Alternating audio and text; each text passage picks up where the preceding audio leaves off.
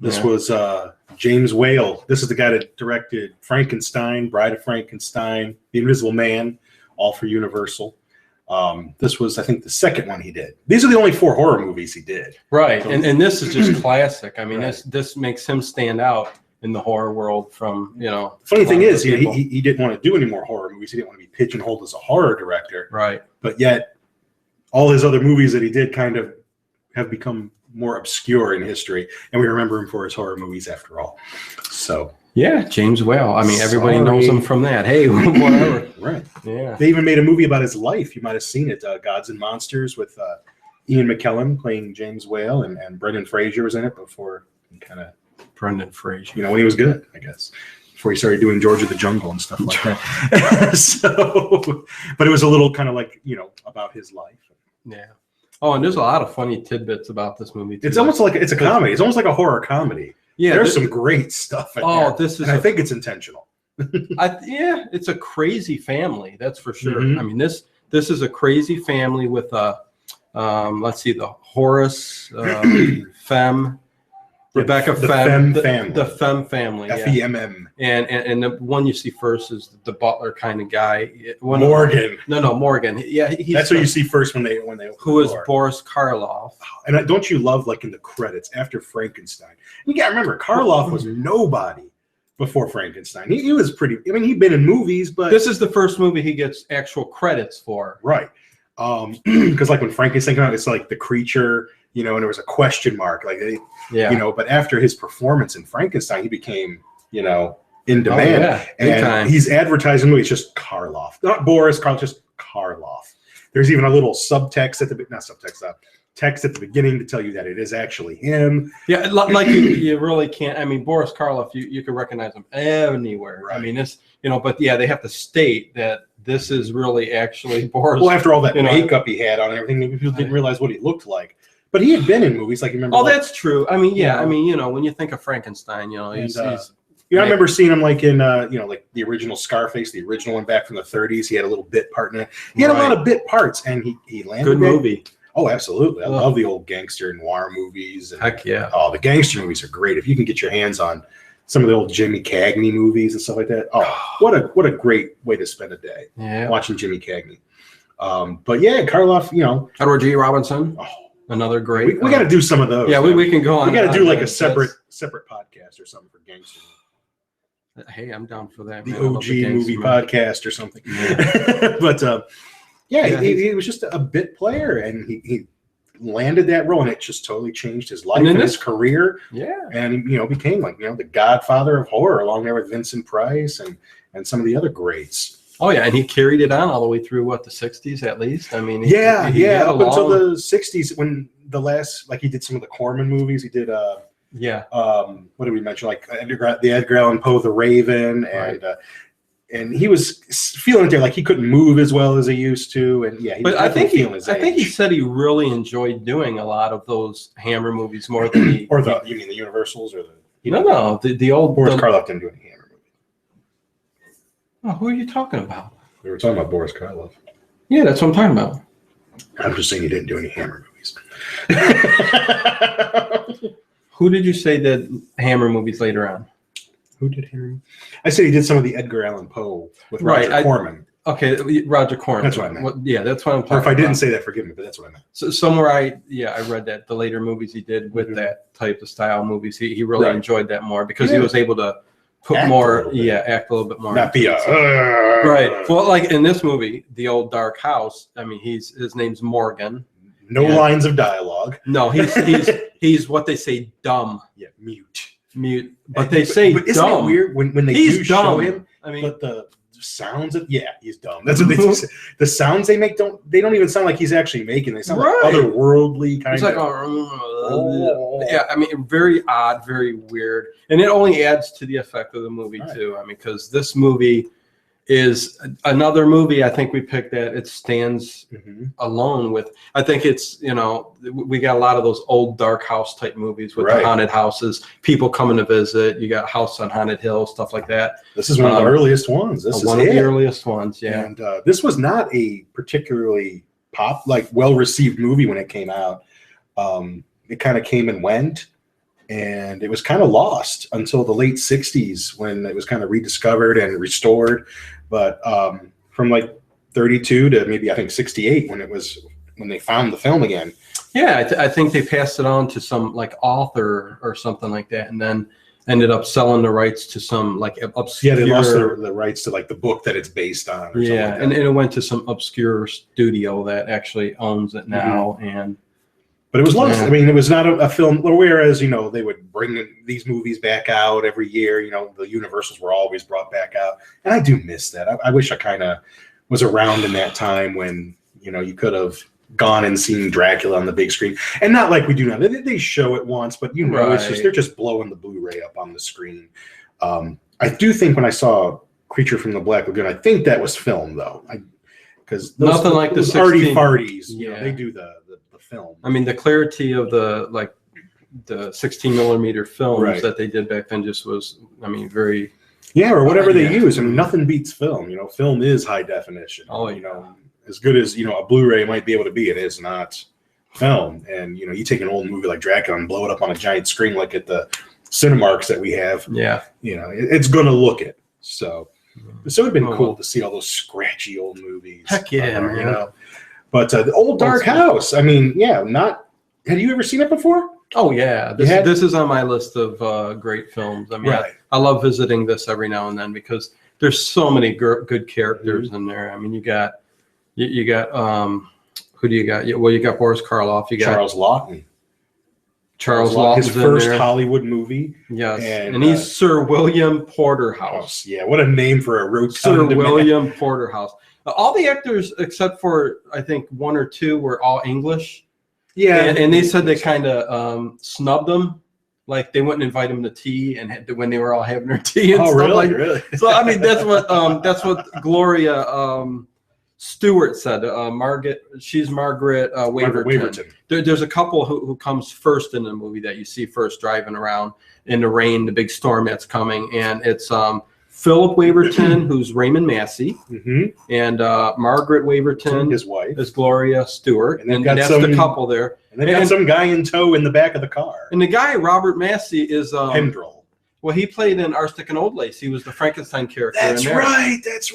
So, which one of our other podcasts that we did a while ago. Yeah. So he's put up in makeup in there, but he's married to Gloria. And there's another guy, like you said, who's sitting in the back seat while they're and he's. I love him. He's just like he has no care in the world when we start talking. His name's Pendrell. I forgot what his first name is. I've seen this movie a few times. Yeah, I'm calling him Pendrell. That's his name. But anyways, everybody gets called by their last names in this movie. And he's like kind of a smart alecky kind of character. I mean, he's like que sera. Yeah, I mean, when we start talking about the beginning of the movie, I love it. I'd be annoyed with him if he's in the back seat of my car. Right. But this was a movie that I don't ever remember like seeing this as a kid, like this one being shown. This was the first time you seen this one? No, I've seen it before, but I kind of came to it later, like when I started getting into the Universals, like when I started like getting into film and getting into the old movies. Yeah.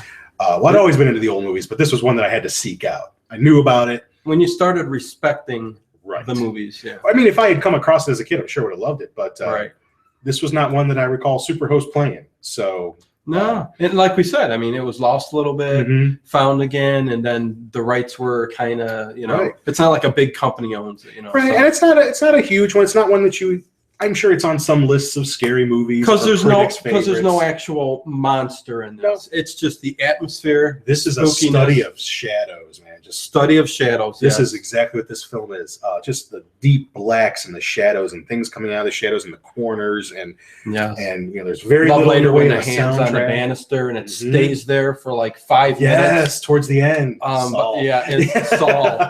But so the movie starts. With the little disclaimer that Boris Karloff is the star of this movie. They want to assure people that is Boris Karloff, but it's a country. So it takes place in England or Wales, in Great Britain. And this couple, the Wavertons, they're in their car with Pendrell in the back. And Philip and Margaret in the front.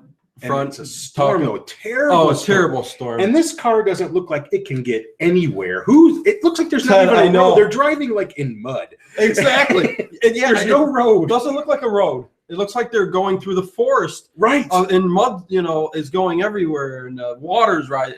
And you know what gets me is because there's parts. Well, they're driving through. It's storming, and she says, I forget what she says, but he goes, "Yeah, I love sitting here with this cold water dripping down my neck." And then they get a real close up of his neck, and you can see the water going down here. Oh, and you know, and that's when the guy in the back, Pendro, pops up like nothing. He's smiling. We didn't even know he was there at first. He's lighting a cigarette, and he's just like, oh, yeah, acting like nothing's wrong. Somewhere, not worried that they're going to be stuck. And right. Meanwhile, it looks like, first of all, I can't believe they're getting out of this mud. Every time he gets stuck. First scene, that wheel it was like half in the mud. How do you pull out of that? Well, and he goes, this much snow in my driveway, my wife's getting stuck. He goes, well, okay, let's see. And he goes like this. And he just immediately, pulls right out of it. These must have been great cars. I mean, but yeah, it's pouring rain. There's no windows. They don't have, these are the old cars with the roll-up windows. They didn't have none. It was just like that canvas top. Well, the movie's 1932, so like we said, cars are relatively new. So imagine one of those kinds of cars. Yeah, these are early speakeasies. I mean, he drives through like it looks like the levee broke, and he's driving. The water's up to the middle of the car. He's driving through. I can't believe it got through stall out or anything. It doesn't stall out, which is funny as heck. And she's like, "Where are we?" I haven't the slightest idea. And she gets a map, and it doesn't look like a map. It looks like a rag. Because it's all soaking wet. I know. And she's like, "I can't make any sense of this." And I forget what he said. I mean, imagine if you took a road map and just dunked it in a bathtub full of soapy water. You're trying to read. And the guy's in the back, smart aleck, he's still going, probably leads to somewhere. Or something like that. I mean, well, they see a light ahead, so they're making for the light, and then there's the landslide. The big mudslide is the most realistic looking landslide you could ever imagine. But it just looks like someone pushed the set I don't know how they did that actually. With the car goes by. I was wondering if some of that was miniature work. Had to have been, because it looks like an object actually pushing out. Mm-hmm. They could have created a big wall of something too in the studio wise and pushed it. But I mean, it's James Whale, man. I mean, look how he did with the Invisible Man. Oh my gosh! Yeah. And you watch that now, and it's still an effective effect. Love the effective effect. It's still a great special effect. I mean, it doesn't look phony at all. I mean, it still looks fantastic. I can't imagine people in the 30s watching that and go, "Oh my God, how'd that happen?" But so they find a house. Yes, they do find an old dark house, and it does. It's an old, dilapidated mansion. But they've got no place to go. The landslide is blocked off there, to go back. Yep. And it's not looking much better going forward. So they have no choice but to go up to the house that they see, knock on the door, shelter. And, get some shelter. And who opens the door? When that door opens, you see Boris Karloff. And Morgan is short, dark hair, beard, but the biggest thing is that big gash across his nose, and it looks like an open wound across his nose. It's just a big old I wouldn't even call it a scar because it's like black. I mean, it looks like it's fresh. I mean, like they just did, maybe whipped him, or I don't know. Yeah. And then he closes the door, and then when he closes the door on him, and he must be like asking if it's okay. He opens it back up, but they've got to be wondering like, what the heck? Yeah, he's dumb. But and this is where you get the family. Horace Femm, the butler, not the butler. He looks like a butler. He's the brother. He's the brother. There's a brother and his sister. Morgan is the butler. Well, right. I'm getting him mixed up because horrible butler. He looks like a butler. Yeah, he's wearing a very fancy suit. And but the freaky thing is when he comes walking down the steps, he looks like a skeleton. He looks like something out of a Tim Burton movie. Tim Burton the dark eyes, Tim Burton always, his movies always like those dark eyes. Skinny, tiny nose. I can't remember the actor's name. You would, if you know your Universal movies, you'll know it. He's also the one that would go on later, a few years later, to play Dr. Pretorius in Bride of Frankenstein, which is also, one of the most fantastic movies. And so this is the same guy, and he just plays. Just that anxious, worrying kind of, nervous type. Yes. With the fingers, and he's very nervous. And sister is, and so he's not even the head of the household. It's the sister who's the head of Rebecca. Right. And when she comes down, she's deaf. She's practically stone deaf. Yeah, she keeps going, what? Huh? And they're asking if they can stay. they're like, no, they can't stay here. They can't stay here. No. And then when he explains, that they can't go back, they can't go forward. They can stay. I love it. No beds. No beds. Can't have no beds. Right. Yeah. She don't want them sleeping in a bed. No beds here. And this is you're starting to understand that this family is just a crazy, psychotic, lunatic type family. Right. I don't think there's anybody who's kind of sane or with it, except for Horace.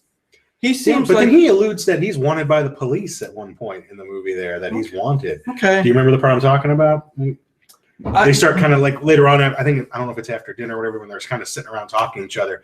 He alludes that he's, the police have been looking for him. Really? Okay. I don't know how I overlooked It's a one-off line. It's a one-off. Yeah, because other than that, you would think that he's like kind of the most normal, even though he looks weird as heck. And you know what? That's got to be some makeup. They had to have powdered him up, white face kind of with the black eyes and the point, just to make him look like a skeleton-ish kind of figure. Right. I mean, I think very cool. And I think that was also necessary when they were making the black and white movies. The makeup, right? Because the lights face and stuff. You had to have. They probably wore a lot more makeup than what they do now because of the lighting and everything like that. But what was that? It's the old dark house. This would be. I mean, if they remade this movie, they could really, Did they remake it in some? Wasn't it a Bob Hope movie? Isn't there a Bob Hope movie called The Old Dark House? I'm pretty sure there is. Maybe that's Cat and the Canary I'm thinking of. Yeah, that's similar along these lines too, where there's an old house that they go on, but it's more about a murder mystery. Yeah, but anyways, I don't know. So they're all sitting around. She looks like a gypsy. Rebecca, the sister, Rebecca. Yeah, she's the head of the household. She's very religious. She, even states to her brother, because he's saying, oh, did you hear what they said? The storm is so bad, the roads are going, we might get flooded. And she's like, even you who are, who don't believe in God, you're afraid to die still. And she's just she's a very voice annoying woman. Yes. And he's just going to take him to go park the car. Morgan's going to show him where to go put the car. And when she's walking, she's still saying it. No beds. You can't have no beds. No beds. Yeah. I mean, all they want to do is just sit by the fire. They were perfectly happy to sit by the fire. They said we'll just sit by the fire and dry off, and we're fine. But right. So they go grab their bags out of the car. HELL gets loose soon. But. And I don't know if this was in the studio they made this or whatever. But yeah, those poor actors. Because it's torrents of water coming. Oh yeah, it's really, and he goes out there and hands the suitcases through. I mean, and just getting drenched with water. Yeah, takes the 3 suitcases in, and they go park the car like in I don't know if it's a shed or a barn or whatever they have. Yeah, and when they come back in, there's Horace. He's got his gin ready. He's gonna get I like gin. All we have is gin. I like gin. And what is it? A little drunk. Yeah. What's the dude's name? Pendrell. Oh, this is capital gin. Yeah. Oh, yeah. His character's just so up. He doesn't got a care in the world. He's just happy-go-lucky. So this guy, that's his character. No job, no money, no every worries. Every person in this movie is just their character sets themselves aside from every other one. I mean, he's the one that I like the most. Like I said, no money, no job, no prospects. Who cares? I'm in somebody's house. I like Margaret Waverly. Margaret. Both the women, the young women in this movie are both pretty foxy. Yeah, they are. The other one is what's her name? Gladys. I know her name. Gladys. Yeah. Because then another couple's going to Lillian Bond. That's her name. Gladys. Lillian Bond. She bit player back then. She didn't have a whole lot of. I don't remember seeing her before. She's cute. She is. Yeah. Playing that type of French actress type thing. I don't know. It did. Very interesting character. Yeah, because another couple's going to show up in a little while. Bit, yeah. They sit around a little bit. They're having their drinks. They're talking about there's no electricity in the house. It's all. It comes on and off every now and then. Right. Horace says it's all just candlelit. I mean, and it's really eerie. All the shadows in play that move behind. Very dark. I mean, they took from the title, that's for sure. And most of this movie, it's dark. And like Ted said, the shadows and all that, the effects. That's what I kind of paid attention to this time. Just watching a lot of the background, the shadows, the things in the back. Because I had seen it before. Yeah, you'll see a chair in the back and it's just all black. Just seriously. The deep shadows in the back, just trying to notice little details in the background. So what? They Margaret did a asks to black go change crayon on the wall. After they finish their shade that in. The director finish said. their gin. You know what that always reminds me of? When I first started dating my wife, she was 18 and I was 24. Holy Moses! So she wasn't legal to drink. So I would sneak and when we would have get-togethers or whatever. Not that we wasn't big drinkers, but I would take her into the liquor store and she'd pick what she wanted. I pay for it, and she picked out gin and juice. This was like 1999, and she picked out gin and juice. Snoop Doggy Dogg. And I even looked at it, it's like, you're only picking this out because of that stupid music. Hey. And she ended up puking in the back of my truck. I'm like, see what that Being stuff young, will do to huh? You? Yeah. That's what you get for dating an 18-year-old. Well, you see, I would get my Mad Dog 2020 and I could handle that. That is so funny. Mad Dog. Man. So what? I don't know why that just reminds me. Every time I hear gin, I always think of her picking out that stupid bottle, gin and juice. That's funny. Gin and juice. It had and it even had like some dog on the label. I remember at Max Beverage store. Funny how the younger crowd, 18 and under, who's not legal, knows all the drinks to get. I don't know if she knew the drink to get, but that's what she picked. Oh, she just picked it out. Okay. It's just like, why don't you get some Mad Dog? That's what an 18-year-old is supposed to drink. Yet I'm 24 and I'm still drinking. Not much. Okay. A little bit.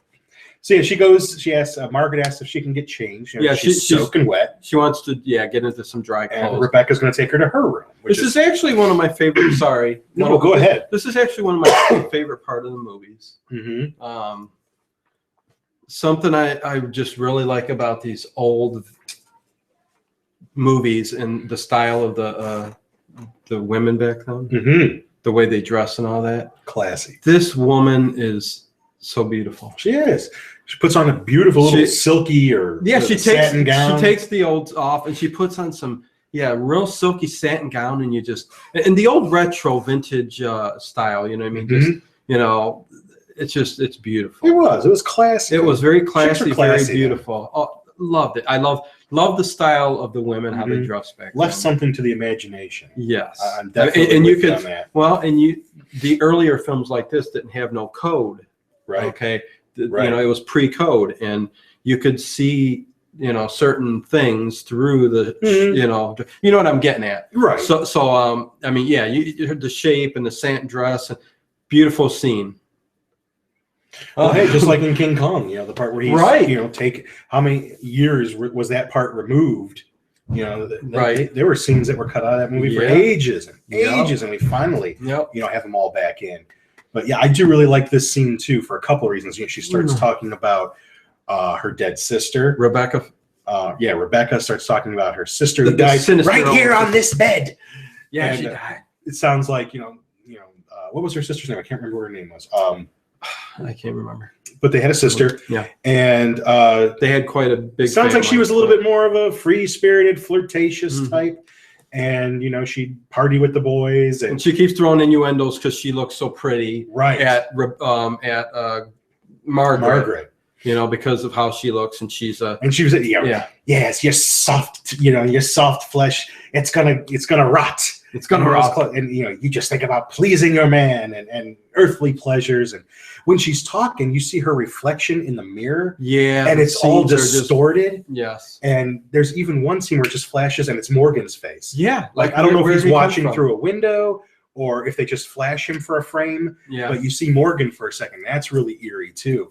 But the scenes where she's in the mirror, it's a really distorted, it's just a little trick of the camera. Yeah. To really make that effect. Because the sister noticed it before. Because Rebecca went out and closed the door, and don't ask me why I think she was just scared. So they were reflecting how scared she was in showing those images, like where Rebecca's gone and Morgan shouldn't be in there, but they're still showing them in the image. And she runs to the window, opens it up. Don't ask me why, but she flings it open and it just blows everything off onto the ground. And there's a time or two where things happen this way. I'm not really sure why it happens, or a lot of these old movies, they just kind of end abruptly. There's very little of a it's not like a Return of the King kind of ending where you get 14 endings, but 14 endings, which I loved all of them. But Yeah, she even mentions that her sister broke her spine, I think, in a hunting accident, falling off a horse, and that she would, she's like, even to the last, she didn't, she didn't pray or anything like that. She held on to her heathen ways to the very last breath. And we're going to find that, they're not the only, you had that sister die, but then you've got the father upstairs, and you've got a demented brother one floor further Sir up. Roderick Femm is... Which we'll see later on. Well, yeah, we'll talk about that when and that's a great makeup job. Oh, and it's not even a girl. Right. It's not even a man who plays the character. It's a woman who plays this character. And you hear it. She's... I actually had to look it up because I thought... I didn't catch the credits. I thought that it was the same. I thought it was that actress playing, but it was a different actress because the voice sounded a lot the same. Right. They're sisters. Right. Not in real life. Well, I don't know. Are they? No. I don't know. But they're going to have dinner. Good old Morgan's getting dinner ready. And it's good that they showed up right when dinner was being prepared. Yeah, they're having. Yeah. I mean, what are the odds? Well, they're coming in off the storm, right? And more. What does Pendrell say? I think he says, "No, that's later on." Mm-hmm. When they go, "Oh, roast beef!" That's Charles Lawton says that. Porterhouse says that. Who plays like roast beef when a man's hungry?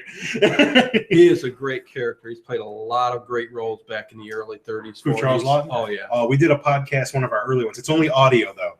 Of Island of Lost Souls. We always hype that one. It's such a great movie. One of my favorite. Shame we didn't do video, but check the audio out because it's got a lot of.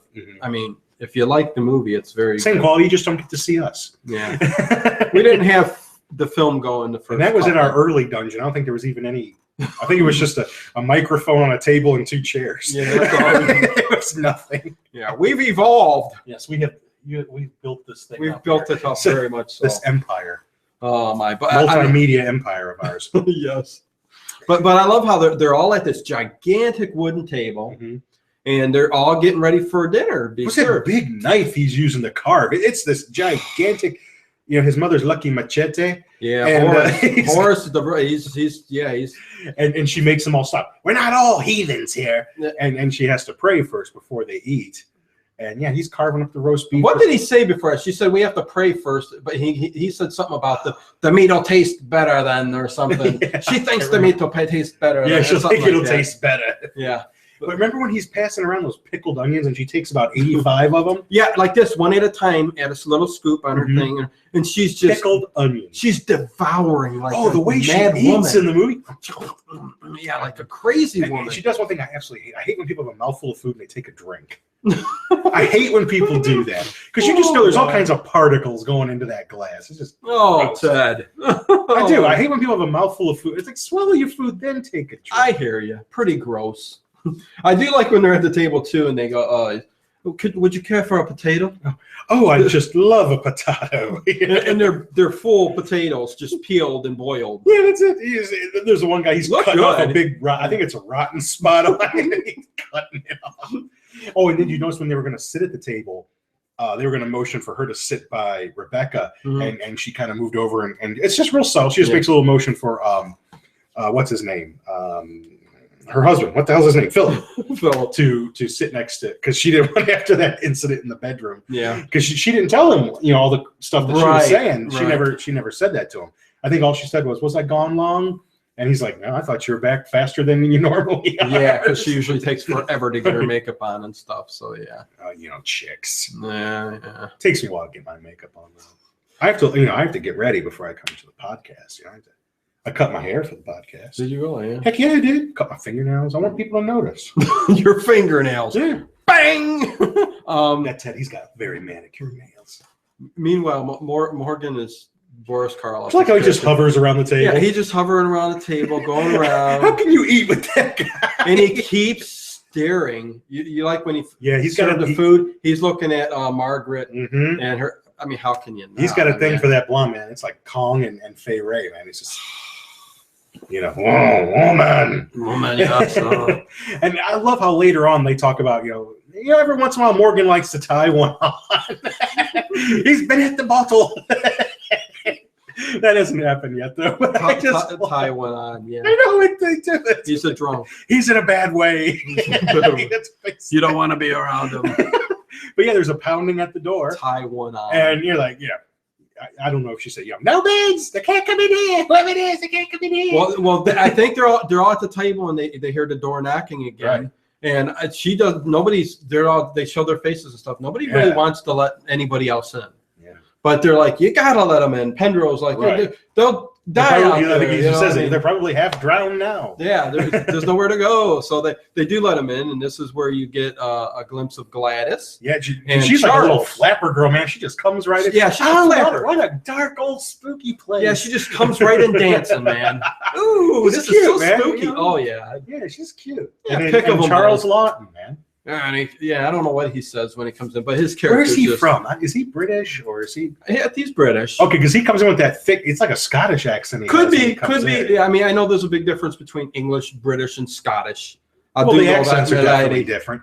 But they're touchy about that too, though. Mm-hmm. Well, up here in Northeast Ohio, we don't like to sound like the people down in Southern Ohio, so yeah, we get a little upset. Yeah. So I kind of know what. Someone at work told me I had an accent the other day. Really? People say to us from Cleveland have accents. It's like I just sound like I speak regular English. I would think so, but you know what? When it's cold outside, I say it's cold outside. It's cold. It should be cold. It's cold outside. It's cold. But I go, yeah, it's cold in here. It's cold. So I mean, he's the only one who does it though. Everyone else in the community says cold. Yeah, I think it's just my English. It's my code. But anyways, yeah. What's the code? They come in and. Charles, his character, he's just taking off his jacket and he's Bill Porterhouse, Sir William Porterhouse. And if you know Charles Lawton, he's a big guy. He wasn't as big in this as he is later on. He's fat. He's rotund, jolly. No, yeah, he's like me. I'm a large mammal. He eats his porterhouse steaks. But yeah, I mean, he would even go on and play Hunchback. Remember, he played Quasimodo later on. It's some good movies, and he's got horror street cred. Oh yeah. So yeah, they're sitting by the fire and getting all their wet duds off, and he's flapping the whole thing too about the roads are just terrible out there. There's nowhere to go. I want to know how they got there. The landslide. How did they even get there? Unless they were coming from the opposite way, in which case they wouldn't have got very far because of the landslide. Right. That's kind of what I was thinking. They had to have come from the other direction. I mean, they didn't say this is the only road in, so I mean, Well. But yeah, and really they don't. I mean, it's cool having them in there, but they don't make or break the movie. Yeah, all the events in this movie still happen whether they're there or not. No, right. So it's just cool. It's just more people, two more characters. I mean, Charles Lawton's a great character in here. Mm-hmm. He's kind of the. What kind of character would you say he would be? I mean, the more sensitive type. I mean, he's got this girl. Well, once we find out his story, you start to feel a little bad for him because after dinner, they're all going to sit down to dinner. One cute part I got to mention is her shoes are all wet, and she was about to put her wet shoes on, and Pendrell's like, "No, you can't put those wet shoes back on here. You put mine on." And he's got an extra pair of loafers that he slips on. He puts them on her. Yeah, and it's just cute. She gets up, starts dancing a little bit. She's all so happy. I mean, yeah, she's. And this is their first. This is Pendrell and hers first connection there. Right, right. Which, like you said, a little bit later we find out. Yeah, that relationship kind of moves fast, doesn't it? Only take them 2 hours to propose to each other. One thing about these old movies from the 30s, 40s, these people, the main character, like whether it's male, female, they fall in love faster than anything I've ever seen on Earth. Well, there were fewer people then, so I think you there was lower population status. When I work, there's a secretary that works at the desk, and she said that she only knew her husband for 2 weeks before they got married.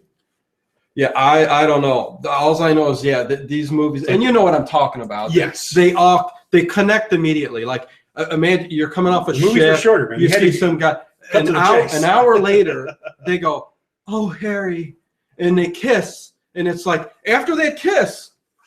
An hour later again, they'll announce that they're engaged. Well, that's because if he kissed her, he probably knocked her up. Imagine one day you meet her, you go, I'm gonna kiss you because you're beautiful. Mm-hmm. You lock it, and she's just like, oh, this is great. Well, what if she looked like Margaret or and then an hour? Well, okay, yeah, it makes sense. You got to lock that You got to lock it down. I mean, it's just crazy how fast it worked in the movie. Are you going to let Bill Porterhouse come in there? But that's fun. It's funny how they do that back then. An interesting thing with the old movies like that. Yeah. You know, but they moved fast. There wasn't a lot of fat in the old movies. Yes. You know, unless you had like the big epics once in a while. Right. But that's okay, man, because, you know, the house and Boris Karloff, they're the stars of the movie. And so yeah, they all sit down to dinner. Yeah, and that's when he says that roast beef. Bring some more chairs. Yeah, more chairs, more everything.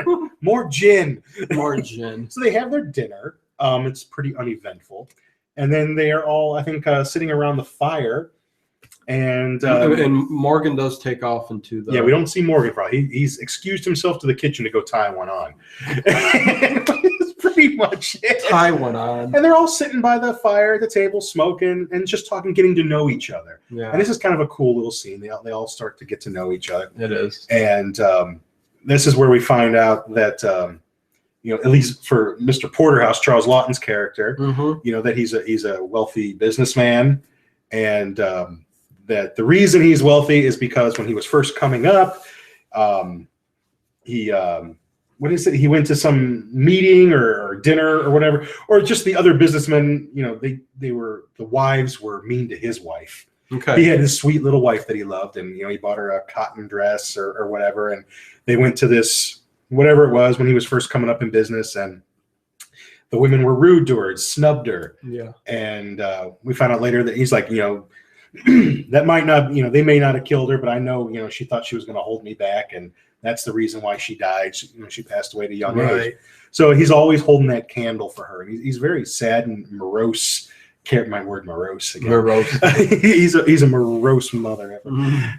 Morose character. Yeah. And you find out he brings, Gladys is the only joy he does is just making money. He doesn't care about money. It doesn't bring him any happiness. He buys her things. Gladys is a chorus girl. Right. And what does she say? She weekends with Bill.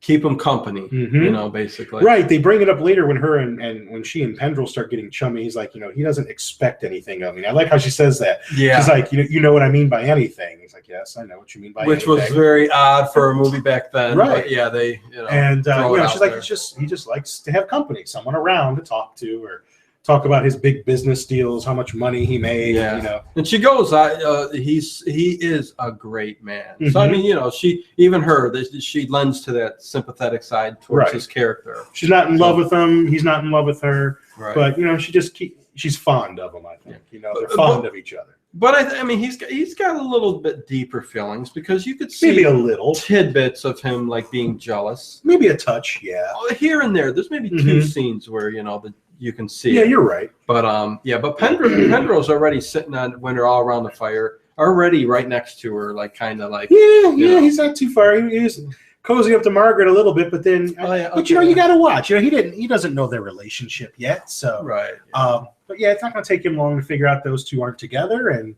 let's you gotta sneak in there. No ring on the finger, man. It's all fair. That's one credo I've always lived by. But there's people who take their rings off for that reason. Well, you know, and it's wrong. I'm talking when you're a young man. It's wrong. If a girl's not married, I don't care if they're engaged. If they're not married, any of our fans, if you put it back on, you might disappear. Where'd he go? The Lord of the Rings. Oh man, you see the flaming eye. But yeah, you gotta love the furniture and everything. I love it.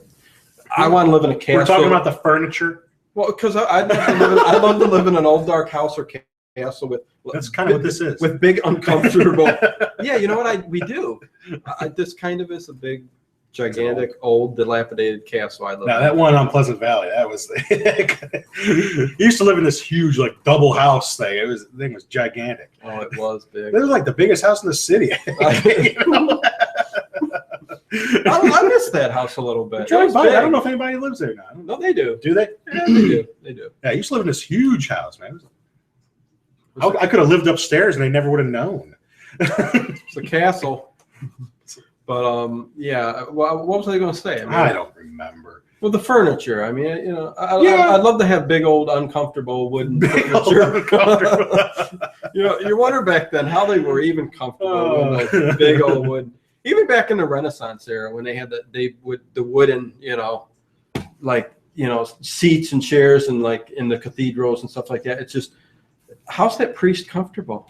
You would think they would have given him more comfort than that. Well, that's what they have the altar boys for.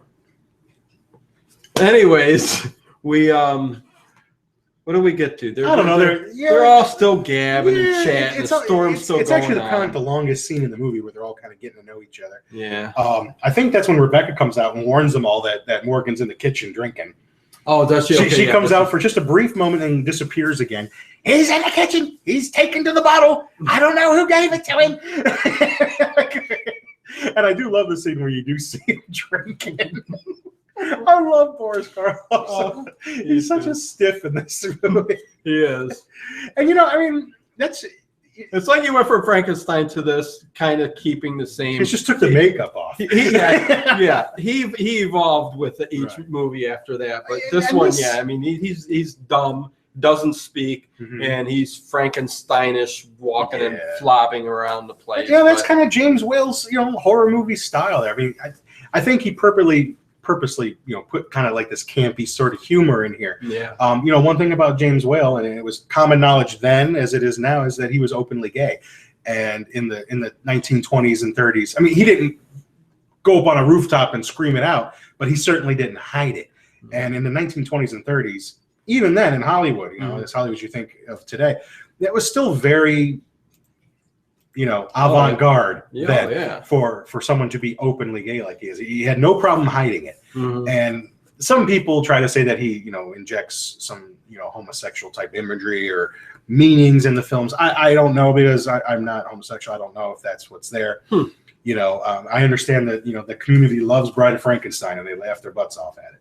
But is that the movie more that they're throwing that out there with? Because in this movie, I don't see any of that in this movie either. But I guess he had that sort of humor, I guess, and except for Sir, I don't think it plays out in his movies. Except for Sir Roderick, who's laying upstairs in the bed, who's supposed to be a man, but is dressed like a woman.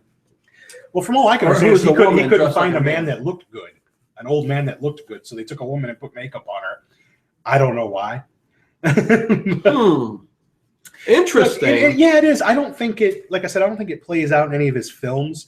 Maybe if I was of a different persuasion and I watched Bride of Frankenstein, maybe I would see something that I, don't know. I see maybe some more religious stuff in Bride of Frankenstein, like when they crucify Frankenstein and everything like that. So, or the creature, I should say. So. Yeah, I'm trying to think. But that's just like a little interesting thing, I guess, there's some humor about it, and he was not afraid of, taking a horror movie, and even Frankenstein's, all of his 4 horror films have little moments. Invisible Man, especially, he's got some funny bits in it. Like when you just see the pants running down the street and stuff like that. So, and it's just something about James Whale. I really love these 4 films that he did. I've never seen any of his other movies.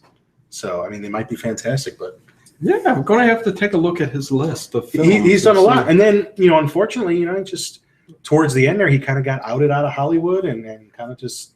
I mean, he had plenty saved up where he had enough to retire on, but he ended up committing suicide. He had a series of strokes. He drowned himself, and that's how he passed away. Boy, yeah, sad story. Drowned himself, and then this movie. He didn't even swim. Lends credence to this movie where they talk about drowning a lot. That's in right. The water. All that water. And she even said, Rebecca's like, the water's getting close to keep the door shut because it's coming up to the windows. It's going to come pouring in. Like, I don't think it was that flooded out there. No. Because the next scene is where I think Penn goes by the window and they're talking about, it'd be great to have a drink right now. And he's like, I've got some whiskey in the car. How would you like to go out and have a little drink with me? He goes out and announces. Yeah, he's not taking. He announces that I'm going to the car. Right. And Gladys goes, I'm going with you. Well, puts on the. Yeah, I think he tells her to wait there. Like she's like, I'm going with you, but then she just like stands outside the door. Right, which I don't understand. But the door closes, and then she goes off, and that gives her the excuse to run off, go chase after him, and get into the car. One of my favorite parts of the movie is when she walks by. She looks in the mirror or window, and all the window, and there's Morgan. And he just comes over and like it ain't no boarded up with bars too. Yeah. And then, like, it ain't no thing but a chicken wing. He just takes his hand and just punches it through the glass, tries to grab her. He can't, and he can't get her, so he just goes back, sits down, grabs that bottle and pours a glass. He's just sitting at the kitchen table getting liquored. He's just getting liquored and trashed. He's dumb and drunk. And we're gonna find out later on that there's a brother, a crazy brother that lives on the very top floor. That they keep him locked up because he likes to set the house on fire. Morgan's gonna set him loose. Why? Wait till we get to that. Wait till we get to that too. That's oh my gosh, Saul. That guy is this guy. Wait till we describe his character when he enters the movie. But yeah, it's crazy. But that's what I'm saying. This movie is. I mean, movies get remade, and I'm not saying I want to see a remake of this, but this one is ripe for a remake. Yeah. That you could play it where you think it's the father upstairs that causing all the the mayhem or whatever, and it's really this brother way up higher above him. Yeah, something that doesn't have to be like slasher gore, nothing. Just you put some of that mystery to the house and to the characters. But then evidently, even though I didn't see the movie, that Crimson Peak from Guillermo del Toro is supposed to be just like a haunted house movie, and I guess the way that it was advertised made it seem like it was going to be a lot more scarier. And I haven't seen it yet. I will see it. Looking forward to seeing it. From what I've heard, it's just kind of like just a moody, gothic kind of period piece. But that sounds like it's something right up my alley. Right. Because I like the whole Vincent Prices and these. And so I'm kind of anxious to see it, but I don't get out to the movies too often. So, or if I do, it's got to be a Bond movie. We went to go see Spectre. Great movie. Oh my God, what a great movie! Spectre was great. It was fantastic. Which is, the crowds are coming, and it's. I think they're saying one of the better performing movies. Oh really? Yeah. Because Skyfall made a ton of money. Like $1 billion.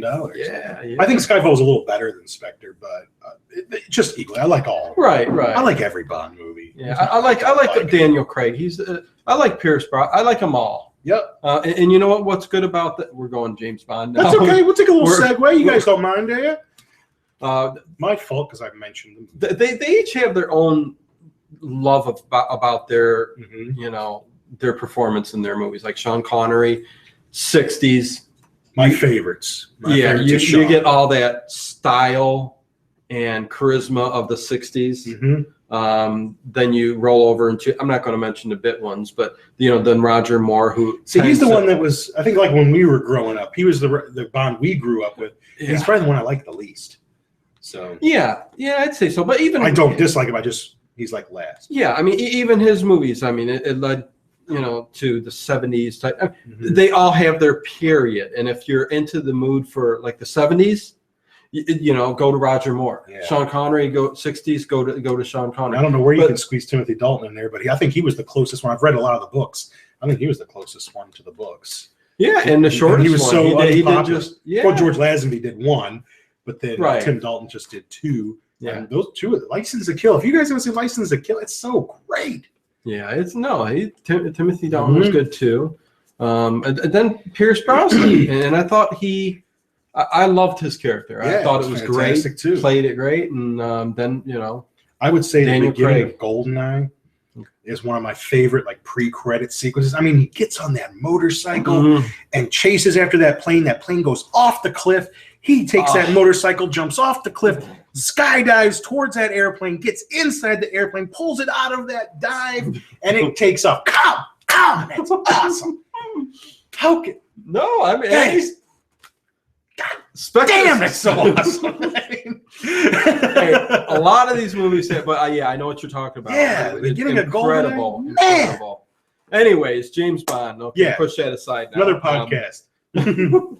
Old Dark House. Morgan's tying one on.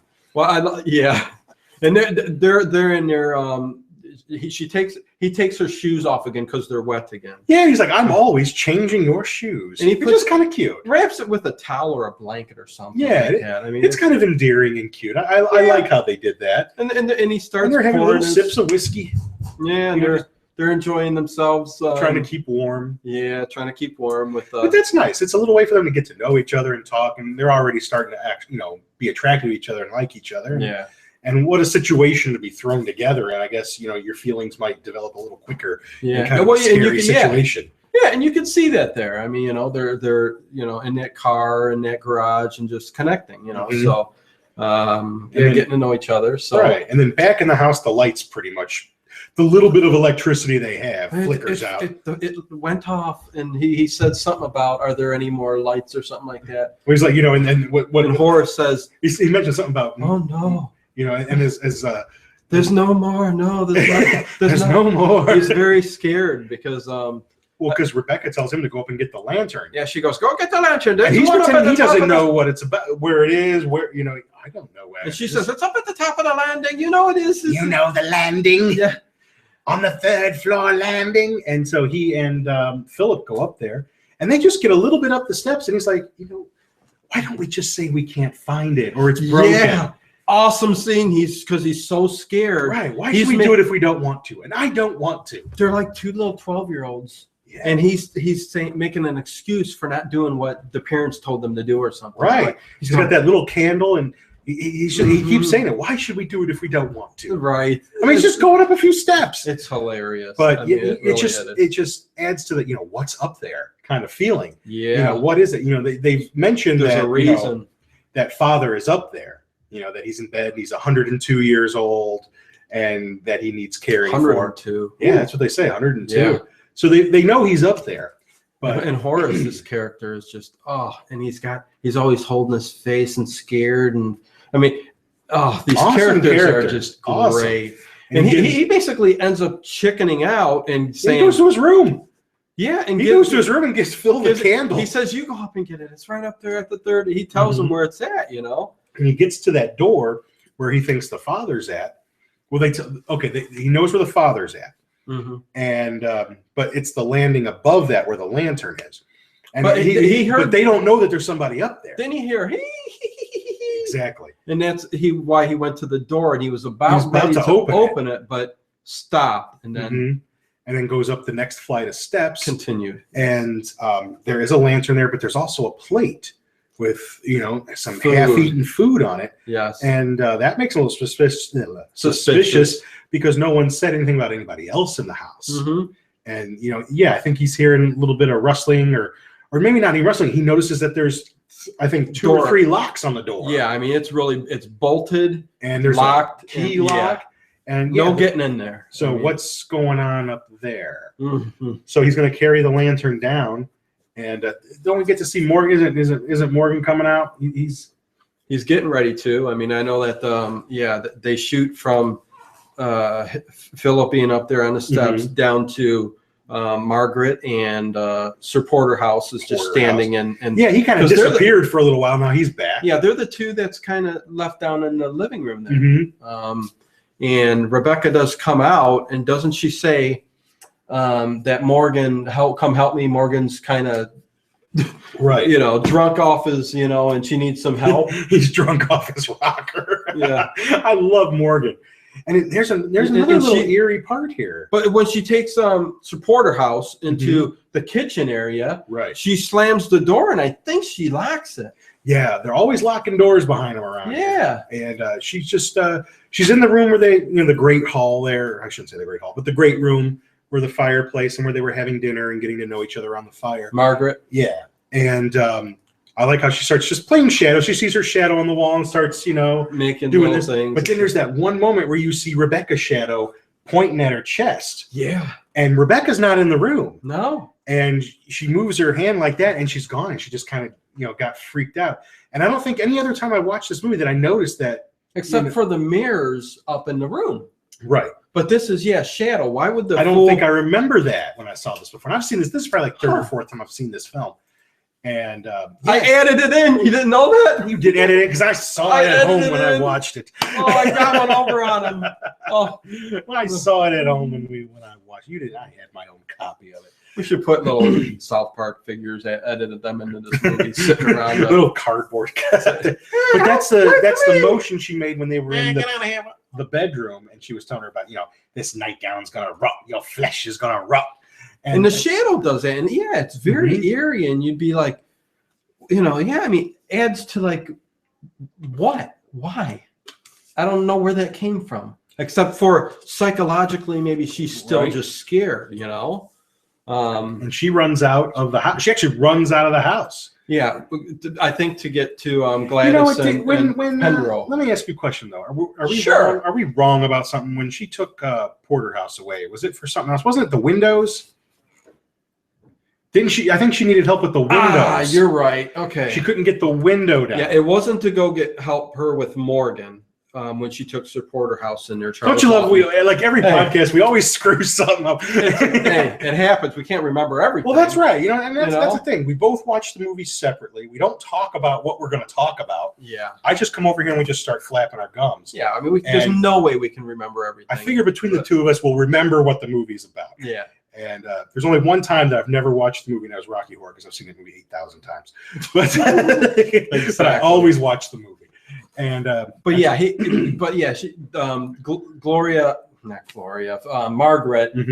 opened that window earlier in the movie. Right. We don't know why Rebecca came out to ask Charles to help her close it because she couldn't get it closed. Right. And the reason I remember that is because after the shadow scene, she runs out of the house. She's just like standing like right outside the door. I think maybe calling for Gladys and Penrose because she might be calling for some help. That's right. Even though her husband is Philip should be upstairs. Up at the top of the steps. Yeah, but he's a wimp. Better than Penrose. But then you see a hand kind of opening, with the door and pulls her back in, and that's Morgan. Yes. Because we know Morgan's kind of been a little attached, a little attracted to her. Oh, and they get some really weird close-ups of Morgan. You see that scar, the eye is all drooping, and just some cool makeup again. And he just starts lumbering after her, like like Frankenstein. He's coming after her, and she puts a chair up and throws it aside. He flips over the GD table. The whole big 12 people can sit at. Doesn't later on Sir Porterhouse says, "Oh, the roast beef." Something like that, because it's down on the ground. Oh, the roast beef. You had to throw it down. Yeah. But he's chasing her around the room. He wants Margaret, Morgan. He's drunk. He's dumb. He wants what he wants. He's been taken to the bottle, and I don't know who gave it to him. I love the scene where he smashed his hand. I mean, can you do that? Just take your hand. I mean, how thin is that glass? He doesn't cut himself. Just old glass was pretty darn thin. I mean, easy to break. I've lived in some old houses. I know. Well, that scene was awesome. You can go like this, and it'll crack and break. They were always replacing glass back then. But great scene. So she takes up the stairs. That's where Phil is. And which she should have ran in the first place, but and he and Morgan start struggling, and Morgan's drunk because he comes chasing, lumbering up after her, and you see there's a couple of good, like he punch right in the face. Yeah, they're really fighting, but Morgan's like he doesn't feel any pain. Yeah, because Philip starts going like this. Yeah, he's left, right, and Morgan's standing straight up, looking at him like, "What are you doing?" And he finally just takes that big lamp, he picks it up, and just crashes it on him, knocks Morgan down the damn steps, like 2 flights of steps. Yes. And they think he's dead, but he's only stunned. That's what he says. Yeah. He's just stunned. He might have a friggin' head fracture. Yeah. He's breathing. He's more than stunned. He's breathing, but he might have a broken neck. Right. But he subscribes to my philosophy. I don't care if you're liquored up, man. You're gonna start getting in my face, you're gonna get your butt whooped. Because that always happens. I'm not a drinker anymore. Right. When I was younger, but now that I've got kids, I don't really mess with it. And you go out once in a while, and people always talk to me. No matter where I go, whether I'm at work or out, people will come up and just have a conversation with me. And I don't know why that is. My friend Paul, he used to joke about that once in a while. Like we'd be at a concert or something, and everybody thinks I've got marijuana for sale. What the? Like I remember, must be all the tattoos and the the one and the hippie hair you got. Oh, like I remember going to a concert one time and I had like a sticker, it was like an Anthrax sticker or something, and the guy said, "Oh, that's cool. I didn't get one of those." I was like, "Well, here, you can have it," because you've always got the heavy metal shirts on. You do got a couple tattoos that he's got. Oh yeah, just one for me. Okay. Yeah, don't ask me. And then he's like, "You got any doobies for sale?" I mean, like, But it's stuff like that. Yeah. People always think it's me. Oh my! So, I don't know where I was getting at. You stopped doing that. Yeah. No. Where's I getting? I don't know. Morgan Where fell down the about? steps. Drunk. People being drunk and getting in your face and yeah. It didn't bother Phil. He still whooped Morgan. Knock him down the steps. He's all liquored up. Yeah. And he's all right, I guess. Right. And after that dramatic scene, they go back to the shed where Pendrell and Gladys are talking, and that's where we find out, like we had said before, that Bill just kind of gives her a little bit of money to keep him company, and he doesn't expect really anything in return except some companionship. Right. There's nothing they love each immoral going on. He's fond of her, but not. I don't think he's in love with her. I think he's just fond of her and just used to her being around when he wants her to be. Right. So that's how I get the feeling. So we're back at that scene. Hey, Virginia. Anyways, go. Oh, I'm just. I forgot we're live. Yeah, I'm just shouting out to somebody. You go shout out, man. Yeah. But yeah, this is where that immediate connection comes up where like he says, let's just pretend. Let's pretend we're in love. And, he just pulls her in and kisses her, and and there you go, magic. And he tells her tomorrow I'm gonna say something to you tomorrow, and she wants to know now. I was like, no, it has to wait till the cold light of day. Because he kept saying, I'm going to ask her to marry me. Yeah, he told Sir Porterhouse. Well, he didn't tell her yet. No, when he goes in the house. He's going to when they go in the house because they're going to go back in the house now. Yeah, they're going back in. He carries her too. That's cute too. Like sweeps her off her feet and carries her. But she is cute. I gotta say. And something about the way they kissed back then. I mean, the dramatic effect of Should we try it? Oh my god! But tilting the head, pulling her. We'll lose subscribers, and or gain other ones. We'll do a Red Hot Chili Peppers. Oh no! But yeah, that's gotta love it, man. I swear, I love these. Yeah, when they get inside, he's sleeping on one of the couches there, and all the racket. Bill, you mean Charles? Yeah, Bill. No, Bill. Charles Lawton. Oh, Sir William Porterhouse. But they call him Bill. That's right. Okay, Bill. And he's in one of the other rooms there. Evidently, he didn't hear any of the nonsense going on with Morgan. Well, he wasn't in the room. He wasn't in the room when that happened.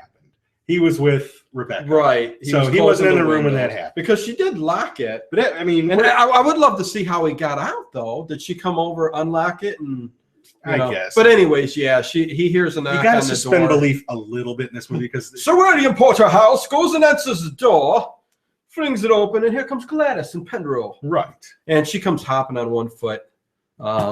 Over to the couch. Oh yeah, she's gonna take off. You want to go get some shoes or go do something. Go find Margaret, and that's when Pendrell tells Bill that I'm gonna ask this girl to marry me, and he seemed a little put back at first, and then he's have you got any money? You're like, not a dime. Well, I think she's making a bloody mistake, but a little bit of jealousy there. That's right. all. Or maybe it's just or he's looking out for her. I mean, or I was just thinking, he remembers or he what it thinks was that like it to was be his in love. sister, maybe. I was just thinking, or maybe that even he thought that it was whatever you something else. I don't know. I was gonna say something nice, like maybe he's remembering what it was like to be in love when he had his wife. Oh yeah, right. Okay. Yeah. Sounds love good is all you need.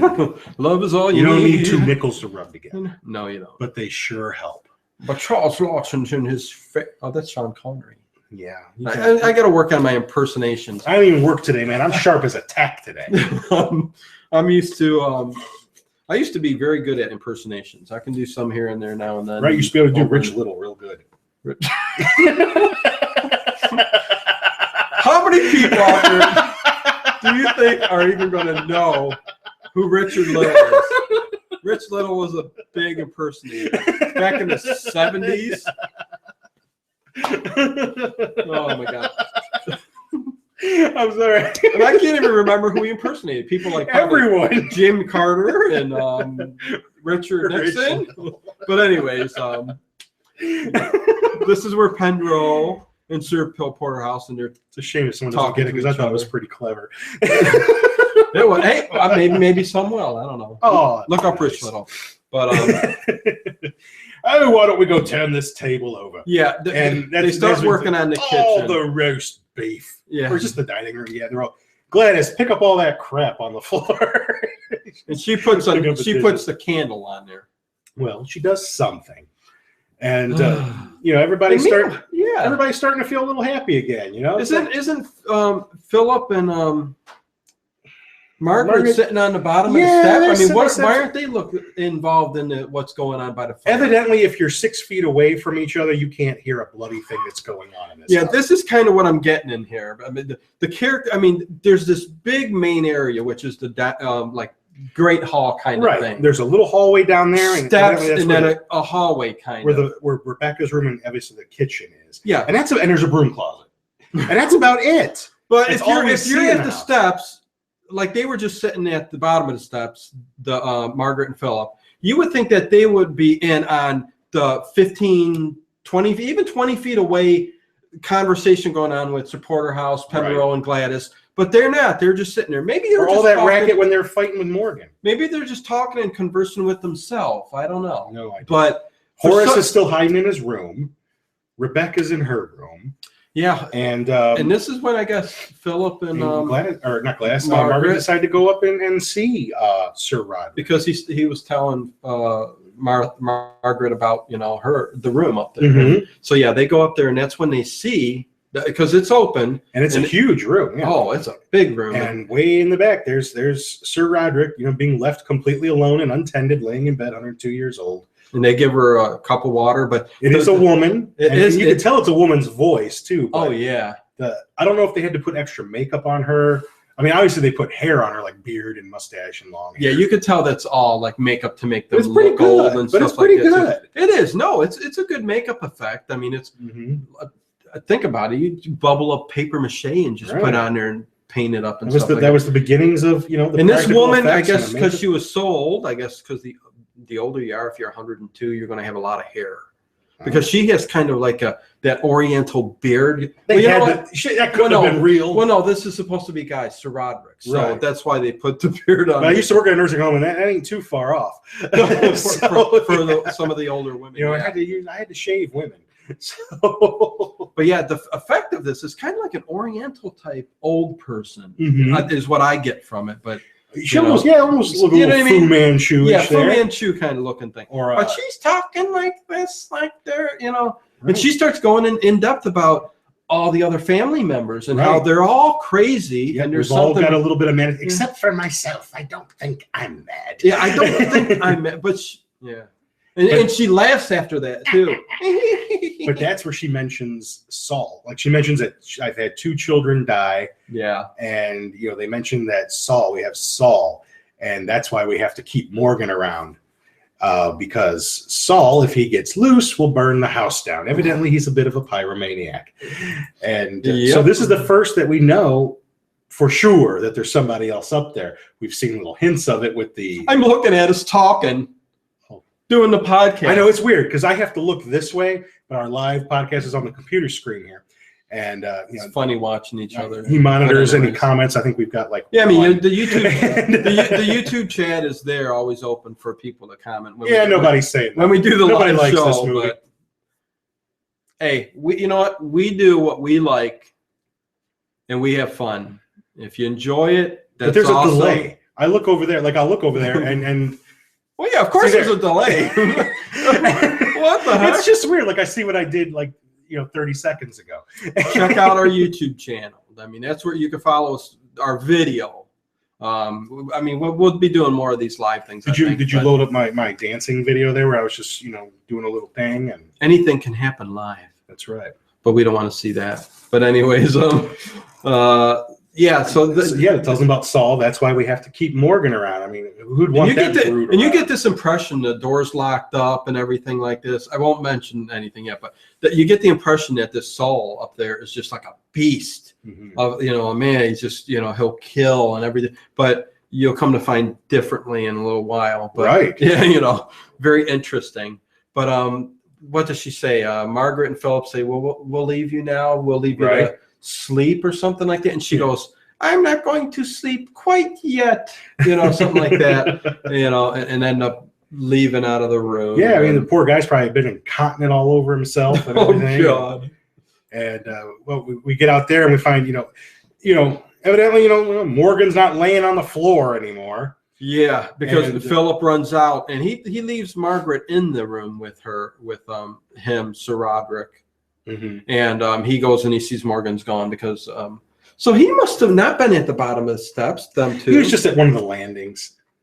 Yeah, okay. But I mean, all this is going on. They go upstairs. All this body just laying here, and it's gone. Yeah, so Morgan got up and all that, and Horace comes out too and starts talking to Philip, and mm-hmm. I think even Horace goes right back in his room too. I think he warns him that Morgan's going to let Saul out. Yeah.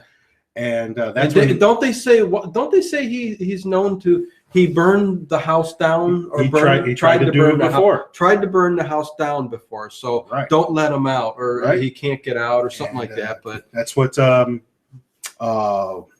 can't remember these people's names, but that's what the brother Horace tells him that he's letting Saul out.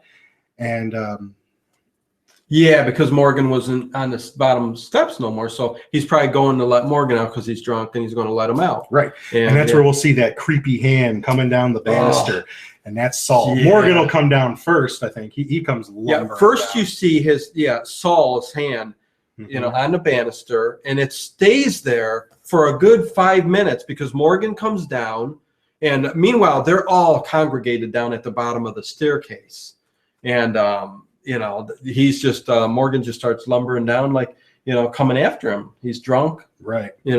Still tied one on, so he's still in his drunken state. And even as the Horace and Rebecca, or not Horace is still in his room, but Rebecca's down there. Is it possible to pause the live feed for a second? No, why? You go. I'll continue the movie. You go ahead and do what you got to do. And that's right. Excuse me, guys. At this time, Morgan is going after everybody at the bottom staircase, and they just go into a huge fight, and which is funny because William Porterhouse is actually all three of the guys, William Porterhouse, Philip, and who else is doing it? Pendrell. Grab him, grab a hold of Morgan, and they're fighting to their death to get him into the kitchen because Rebecca says, let's get him into the kitchen, okay, to lock him up because he's too dangerous. And they're fighting and they're breaking glass on the hallway towards the kitchen, and very, very intense scene with them all fighting like that. So Ted needed to use the go fix something there or whatever. So so you got me right now. But anyways, so it's they get him into the kitchen, and I think Rebecca locks them three in the kitchen with him, which is odd because, like I said, they're always locking the doors. And Rebecca, the old witchy witch, kind of closes the door on the Margaret and Gladys and locks it. So the girls are out there in the main great hall still while that hand, the palm of the hand, is on the banister, okay, still not moving, which is very odd. I mean, I don't get it. But Pendrell is still in there with the two girls, okay? And he tells them, get into this broom closet, which is right by the table and the dinner table and stuff like that. And he tells them to go in there and stay locked up. Meanwhile, all of this is going on while the hand of Saul, who's you think the beast of a guy who's going to scare and terrorize these people, his hand is still just sitting up there in the banister. And he runs down and checks on, he's got the girls in there. So I don't think he runs up to the staircase. He sees Saul slowly coming down the steps. Okay. And as soon as this is the funniest part in the movie, because it is kind of funny because you see Saul, okay, who I thought was going to be this big, gigantic man who was going to tear them apart. Okay. And he ends up being this small, like 5'2" leprechaun looking dude. I mean, there's no way else to describe it except for this old Englishman, okay? Because he's got the beard, he's got the old gray balding head, and he's pretending not to be as intimidating as he is, which is just part of his act, okay? Because he comes down and talks to Pendrell and tells him, they've locked me up there for ages. Okay, he's basically saying that Rebecca and Horace have locked him up there for good, just keeping him prisoner. And as soon as Pendrell walks away and turns his back to him, what you see is he makes this smirk, and you see it in his eyes, and that he's a very evil character. And just a very slick individual. Happens to the best of us. Talking about when Saul comes down finally from the banister, and they end up, how Pendrell walks away. Yeah. And he looks very like slick looking, and when he turns his back, because you think he's just this little non-intimidating man. Yeah, he's very unassuming at first. Very you almost think like they just had him locked up there for nothing. And ends up, I mean, pretty much. He said he knows something about the sister's death or something like that. Yeah, he's just I know how she died. Right, and he ends up turning and turning on Pendrell, and he picks up a knife that's on the floor from what fell over. Right. And meanwhile, the two girls are in the broom closet. Right, he hit him in there. He kind of reminds me of, I've worked with plenty of people that have dementia. You talk to them a little bit at first, they seem okay, and then you talk to them a little bit more, and a little bit more, and a little bit, and they're crazy. And you gotta love how they sit at the ends of the tables. Yeah, Pendrell makes sure he sits totally at the opposite end. Well, because this guy's Saul, the brother that they're saying he's a lunatic. Yeah, he's a sociopath. He's psycho.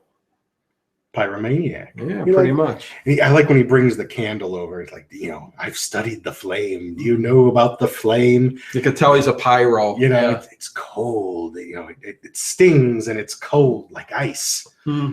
But he's another one. Like they make the eyes a little darker there, and makeup. A little bit of makeup that adds to the effect of the movie. Right, just enough to make him kind of spooky looking. Oh yeah. And then. Well, then he finally just starts going, BSC, which means batshit crazy and nurse talk.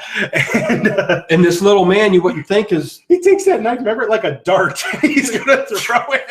And it sticks in the wood, behind him. Yeah, but then he just starts taking chairs, and he just cracks it over him, flipping stuff over. Grabs a log out of the fire, or he lights something up on, maybe it's a chair leg or something. He lights it up. And he runs up there and starts setting the tapestries on fire. Yeah.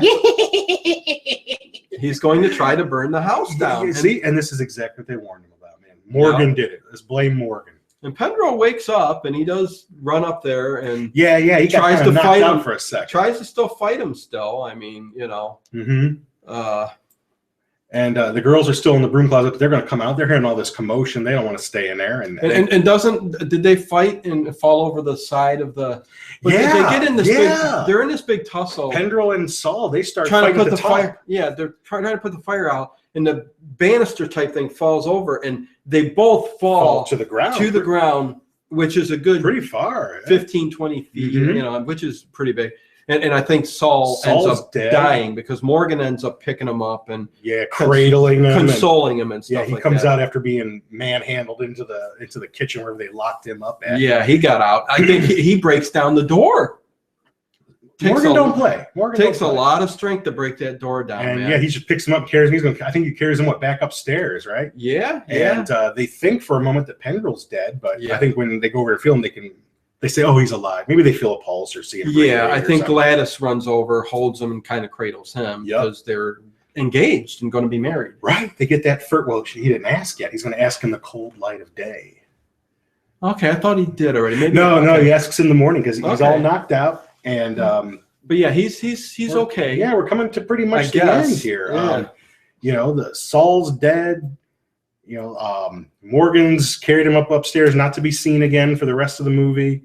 And they wait, and then it just wakes up, and it's night. Sunlight. The water is receded. You can hear the birds chirping in the background. Horace just comes out there. Oh, good morning. Good morning. Everyone's like nothing. I didn't sleep a wink. Like we're all best friends here. We just had the worst night of our life in your house. Crazy house. And they're going to take off, but they're sending Margaret and Philip to fetch, I think, police or an ambulance. They say. Yeah. They don't say police. They say ambulance for Pendro, who's going to stay there. He's bandaged up his head. Right. He has to go to hospital. And he's there with Sir Porterhouse and Gladys. And that's about it. He asks her to marry him, and she's kind of cradling him a little bit. Because he does start talking and stuff, and then he's snoring, which is funny too. Mm-hmm. He goes, as soon as he's, it was hilarious. And so basically that's it. Asks her to marry him. They head off. Door closes, and these movies just kind of end abruptly. No big denouement or anything like that. No one really comes away learning anything. No. It's just a great classic movie. Right. Universal's first, entries into the horror is just, they're great, and they're great and continue all the way up through the 60s. Where they become more of the sci-fi through the 50s and stuff like that. The Silent Earth, and even the creature movies are a little bit more sci-fi, the sequels anyway. Right. And I love them. They're great. Absolutely. We grew up with these movies, and maybe, talking about it doesn't seem that scary. It's not necessarily it's a cool movie. It's art. It's the art of the movie. And it's real, just like it's a study in shadows, just the shadows in it, the darkness, the way the characters look, really makes it a neat movie. And it is. I watch it maybe once a year or something like that. It's awesome. A quick watch. It's like an hour and 10 minutes. You can kill it while your kids are watching Dora. Oh yeah. Hey, go out and get as many of the old Universal monster movies as you can, because they're all good. Yeah, they are. And worth. If you're a horror fan, you've probably seen them already. I wouldn't be too sure. Some of these people. Go check them out. But we have no idea what we're doing next week. I don't know. Yeah, we'll let you guys know. Christmas is coming up soon. All the month of December. I think we got ideas for December. We'll be doing some Christmas stuff. Holiday related. Could be Gremlins could be in there. I think that's a must. It's a Christmas. We've got all holiday fun movies for Christmas season. Might get a Silent Night, Deadly Night. Oh. But we'll see. All right. Naughty. There's also a very cool. We'll get to it. I'll let you guys know. We'll announce the lineup. Yeah. Yeah. Hey, we're all waiting with bated breath. I'll announce it ahead of time. That's a good idea. Maybe we'll set up 3 weeks in advance of like 3 Christmases or something like that, movies, because there's some out there. You know how they have like 21 Days of Christmas on the Family Channel. The 4 days of Little Monsters podcast or something. I don't know. There you go. But anyway, that is the old Dark House, 1932. Yeah. On the fly, we did a live show today, so all right. Thought we would go with that with one of these older ones. So unfortunately, you can't pause it when I need a bathroom break. All's good, but anyways, these pipes are clean. Anyways, we'll check you out. And check us out on YouTube, the video channel. If you're listening to this audio wise, are we on MySpace? We're not on MySpace. Don't go to MySpace. We're everywhere else though. Check us out on Facebook and everywhere else. You put the Little Monsters Movie podcast up, search. We're on SoundCloud. We're on Vimeo. We're on YouTube. We're on the Mutual Broadcast Network now. Brand new. Yeah, so check us out there. We have our own time slot and everything. Oh yeah, and it's all on the website. So yeah, that's it. We'll end it, and wish we could go longer, but we'll stop it there. And I'm ready to stop. Later. Out.